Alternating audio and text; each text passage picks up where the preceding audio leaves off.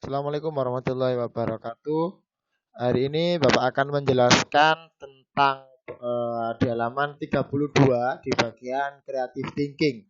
Perhatikan, di sini adalah kita mencari posisi titik ya, posisi titik terhadap titik asal ya.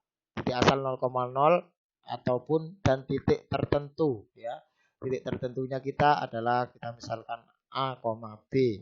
Atau kalian juga bisa membacanya di buku BSE itu ada di halaman 53, penjelasannya sudah ada di situ. Oke, saya lanjutkan. Pada menentukan posisi titik terhadap titik asal, semisal kita ada di perumahan ya, kita ada di perumahan. Kemudian posisi asal tempat ini perumahan terhadap pos utama ini ya. Perumahan ini pos utama. Maka yang kalian lakukan adalah lihat pada pos utama dulu. Oke. Setelah melihat ke pos utama, silakan lakukan pergeseran menuju ke perumahan. Oke, pos utama ini adalah pos utama ya. Pos utama. Oke. Letaknya adalah 0,0 untuk pos utama, sedangkan perumahan adalah 6,5 ya. Ke pos utama kita ke kanan dulu, satu sebanyak berapa? Satu ya, kemudian 2, 3, 4, 5, 6 ya, berarti 6 satuan ke kanan. Jika dia satuannya ke kanan maka nilainya positif. Sekali lagi, jika 6 satuan ke kanan maka nilainya adalah positif, berarti ditulis 6 satuan ya, 6 satuan. Kemudian ke atas. Nah, ke atas 1, 2, 3, 4, 5 ya. Perhatikan, saya ulangi lagi titiknya ya. Karena ini tadi 6 ke kanan, kita ke atas 1 titik ini ya. Kemudian 2, 3, 4, 5. Nah, dan terakhir kita sudah sampai di perumahan. Jadi, posisi perumahan ke tempat pos utama adalah 6 satuan ke kanan ya. Sekali lagi, kalau dia ke kanan, maka nilainya adalah positif ya, ke kanan. Kemudian dia adalah 5 ke atas, maka dia adalah juga positif. Sekali lagi, kalau 2 ke atas, dia juga positif. Jadi 6 satuan ke kanan dan 5 satuan ke atas ya, karena dia adalah ke kanan. Oke, perhatikan selanjutnya terhadap tanah lapang. Oke, lihat tanah lapang. Oke, ini perumahan, ini tanah lapang. Kita mulai dari tanah lapang terlebih dahulu.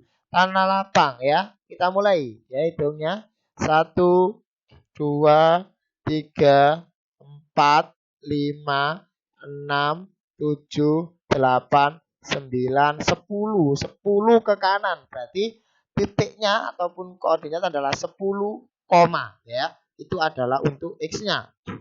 Karena dia ke kanan ya, ingat kalau dia ke kanan positif, tapi kalau dia ke kiri negatif ya. Begitu pula dia kalau ke atas adalah positif, dia kalau ke bawah adalah negatif. Sekali lagi, kalau ke bawah dia negatif. Oke, tadi adalah 10. Kita sampai di sini. Kita ke atas ternyata, kita butuh ke atas. 1 ya. 1, 2.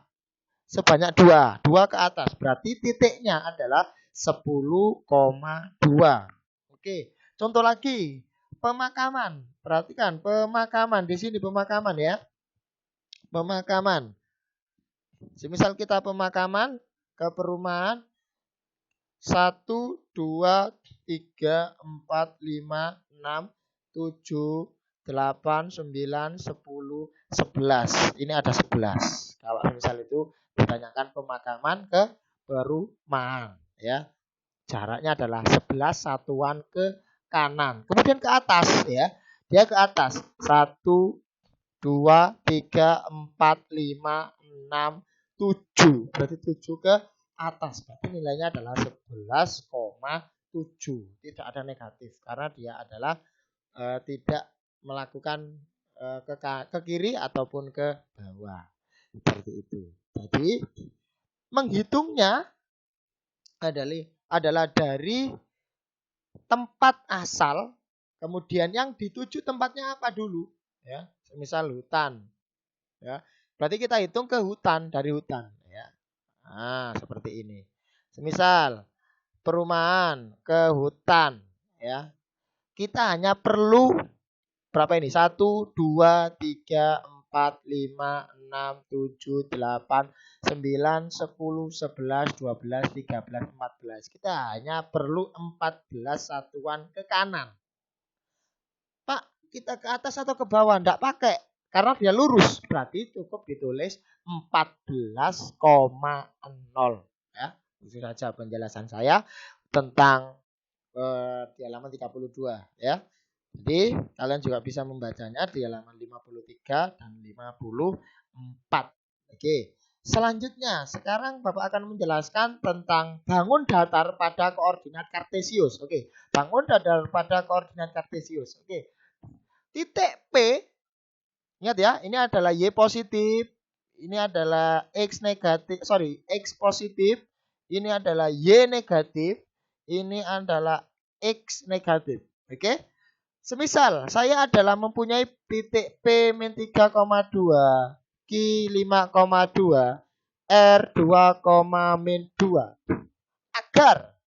Agar membentuk sebuah trapesium, maka titik S adalah, maka kita carikan lurusnya dari ini, kita hubungkan titik-titik tersebut, ya. Nah, kita tarik garis, ya. Jadi S ini adalah semisal S-nya yang dicari, ya. Jadi contoh soal seperti ini ya. Contoh soal kalian catat. Contoh soal, sebuah bidang koordinat kartesius,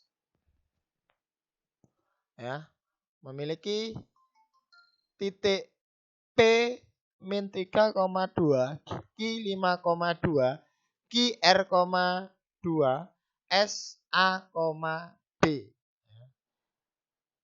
Jika titik-titik PQRS jika dihubungkan akan membentuk bangun datar trapesium. Berapakah titik S? Nah, kalian hanya menggambarkan titik-titiknya terlebih dahulu. Jadi langkah yang pertama kali diletakkan titik-titiknya dulu. Oke, kalau sudah, yang sudah diketahui ya. Yang belum, nggak usah dicari dulu. Oke. Kemudian, karena kita sudah mengetahui, kita tarik garis. Ternyata lurusnya agar membentuk sebuah trapesium. Lurusnya P berarti adalah di sini. Kita lurusnya. Nggak mungkin di sini ataupun di sini. Karena di sini, semisal kalau kita di sini tarik di sini, maka bentuknya bukan trapesium, tapi adalah jajar genjang. Jadi dia kalau lurus berarti dia bentuknya adalah trapesium. Ya, jadi kalian hanya tinggal menggambarkan titik-titiknya terlebih dahulu, kemudian silakan dihubungkan. Setelah menghubungkan, kalian bisa melihat ataupun menganalisis garis mana yang cocok. Kalau dia dihubungkan akan membentuk sebuah bangun datar, ya, yang diinginkan. Bisa dia persegi, dia bisa genjang dan yang lain-lain. Kalau di sini adalah trapesium seperti itu, ya. Kurang lebihnya itu saja yang bisa Bapak saya sampaikan penjelasannya. Saya kiri. Assalamualaikum warahmatullahi wabarakatuh.